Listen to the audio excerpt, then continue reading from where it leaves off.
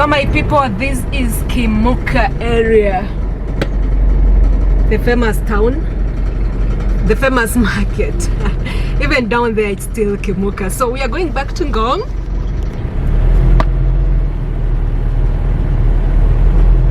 There's a substation for what here? Kenya Power. Oh, it's for Kenya Power distribution, yes.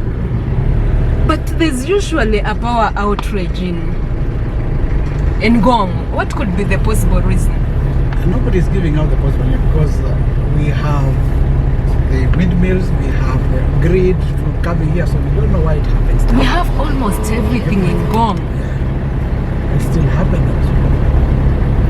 But maybe, when it comes to power, maybe it's deliberate.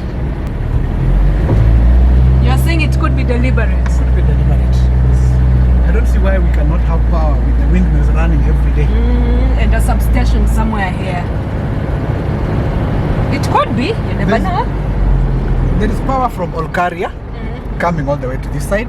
There's power that used to be there before, and then there is the windmills. We still find blackouts. Like, you know, I just don't know how to say it. For somebody who is thinking of investing, that is one of the downlets. You just have to, you know, plan of a solar. Get a solar. Yeah.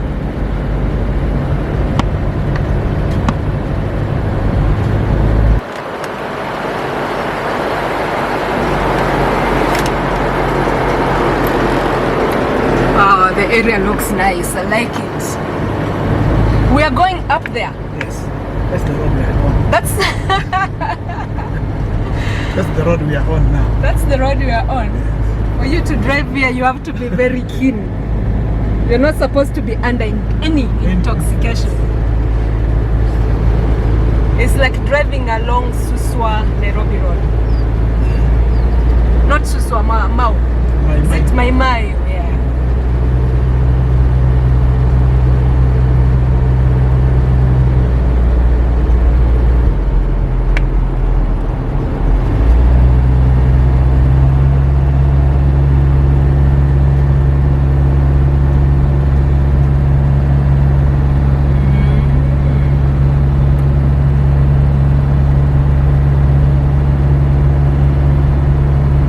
You are telling me this is the end of the tunnel from Vet. Did you know it's the longest in East Africa? Just told me that. I just knew there's a tunnel here. There are several tunnels, by the way, but this one here, it's the longest. Well, there's another one up when you go up. Yeah, that one, you know, less than a minute, you're out of it. But this one, you get into it and you are like, huh? Where are we? It's between 4 and 6 kilometers, if I'm not wrong. Yeah. And I think the longest one, I think it should be South Africa, if I'm not wrong. Yeah. I guess so. I'm not sure unless I go do my research again. But in East Africa, This could be the longest. Any other in East Africa apart from the one in Limuru? the what? The one in Limuru and the one in Fort Tenan. Is there any other in East Africa? Tunnel. Yes. In East Africa. The one in Limuru, what about it? I mean this would be the longest because the one in Limuru is short and there's a one in Fort Tenan which is also short. Yeah. I don't think there's any other tunnel in Kenya. There are few, for the SGR we got a few, like 4 of them before you get to Suswa. Yeah. I hope you remember there's a video I did about the longest tunnel in East Africa, and you know, I was unable to come to the other side, you know, the end of it. You can only experience the tunnel when you are riding the SGR, and that is what I'm talking about. Now let me turn the camera for you to be able to see exactly what I am saying. So you can see there's a, okay, do I call it an entry and exit? For both, because for trains coming from the other side, they're going to exit from this side. So this tunnel is the end of the longest. You know, you're going to be under that hill for like between 4 and 6 kilometers. You know, that is why we say it is one of the longest tunnel in East Africa. So that is the longest tunnel. You can see the hill. If you want to see the other tunnel I'm talking about, you can definitely go to my videos and you'll be able to see, you know, how the other side looks like. As I said, for you to experience that the underground, or rather the tunnel itself, you have to be in the train. So let us proceed. Let us go back to Ngong. All right, remember to subscribe, like, and also share.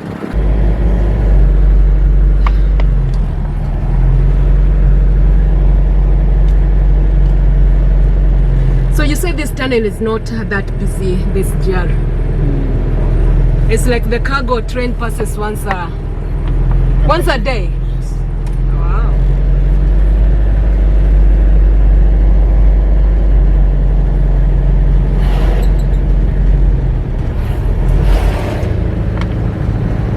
You know, sometimes I really have to, you know, to acknowledge the engineers. Just imagine digging under that hill to create a road. And there are people living up there. And there are people living up there. You know, when you come to think about it, it's like, what if one day, you know what I'm talking about? What if? Oops. Let's go, my brother. Oh, there's somewhere you want to. This water tank? Oh, the water tank. Yeah, I've seen it. We just proceed. So it's huge. Goes round. So it was an underground thing. Yes. Yeah, it looks big. And you see now it's pumping water without using anything under. It's just pressure, good gravity. What? There's no water pump there, but there's water still going all over. Aish. That is when I say that's God's doing.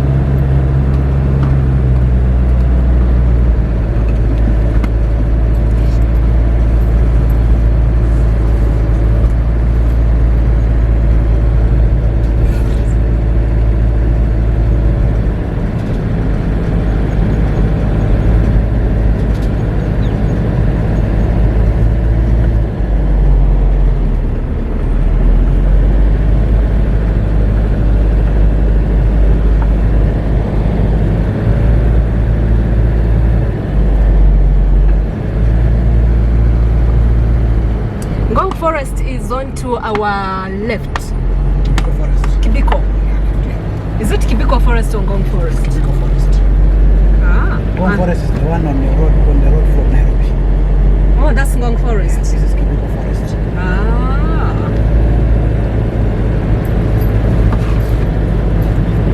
So all the houses in Ngong, it's like a forest that was,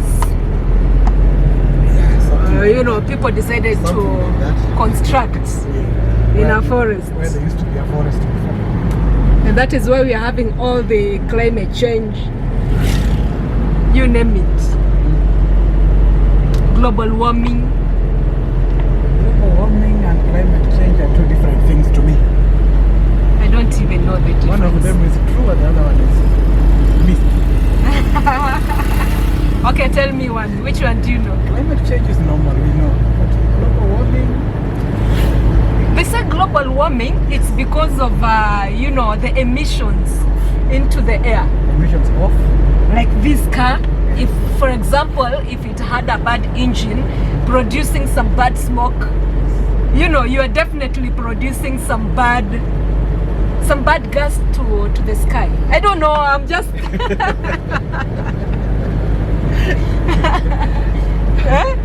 So you are emitting some bad gas into the sky, like the factories we have. You know, some of them they produce some chemicals.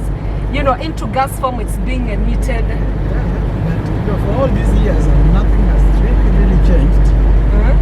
You see, that is why these people want us to have, you know, electric cars and all that. Electric cars have batteries. Yeah, to avoid the batteries are made engine. from what? To avoid the We are avoiding the emission from the engine. Yeah. But electric cars have batteries. Batteries are lead.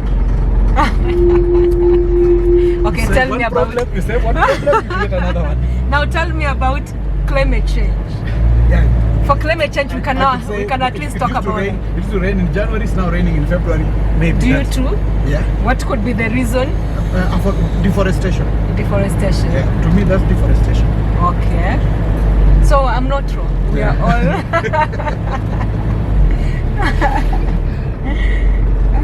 I tell you, it's life. That's life. No balance. Yeah, it's got no balance. When the world thinks it's solving one, it creates another problem. And without creating that problem, we will not be engineers. Because just imagine with electric cars and you are still living in Ngong. Yeah. You drive and then you reach to a point where you need to recharge your battery, your car. I think And then there's no power. Yeah, Because I'm told those gadgets are supposed to be fixed. You know, at petrol stations. Actually, not even. Petrol stations are, you know, something like they that. won't be in business. But Because people who bought the cars as of now, they have them at home. They have the gadgets at home. They charge their vehicles at home. Those who have them now. So what about if you are doing a long distance? It goes for about 4 hours. The battery lasts for about 4 hours. And then where am I going to charge And it? at that 4 hours, you'll have, I think within Kenya, in 4 hours, you'll have gone to another town. There must be a station there. Before you go, you have to check first. Because before they start doing the long distances, you must know where to charge. But if you have your gadget, you can charge it anywhere else. You can charge it anywhere. Okay. All right.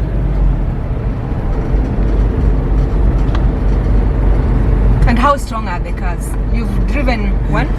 Pretty same like these ones. What I've changed is that I've changed the engine from diesel to electric, and they still. I even think they're even more stronger.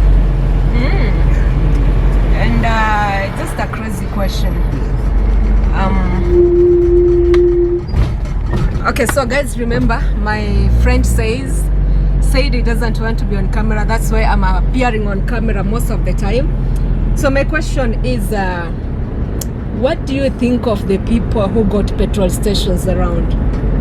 Are they going to take it positively? They have to look at it this way. There was the telephone landlines. Now we have mobiles. Yeah, that's where the petrol stations are going to. We are going to forget about them. That's why we forgot about the landlines. Everybody has to go electrical. If you drive an electric vehicle right now, you'll actually go electric. So they should be ready for change. They should be ready for change. And I'm sure they are the ones who are going to be charging for us, so they are ready. They are ready. I can only imagine. We are 30 of us. We've met at a place in Nakuru, all of us we want to charge. I don't know if you have gone to a petrol station where they're charging motorcycles. They have standby batteries. When you come, they give you one, they take you, so you don't even have to wait. It's something you can do it yourself here at the petrol station. It's not going to be there's not going to be a queue of anything. So this road we can take you to the forest, the Kibiko forest. Okay. You want to try it? If you got some fuel, or if there's a place we can charge. Just change my car to electric. Huh? I think I've converted mine to electrical.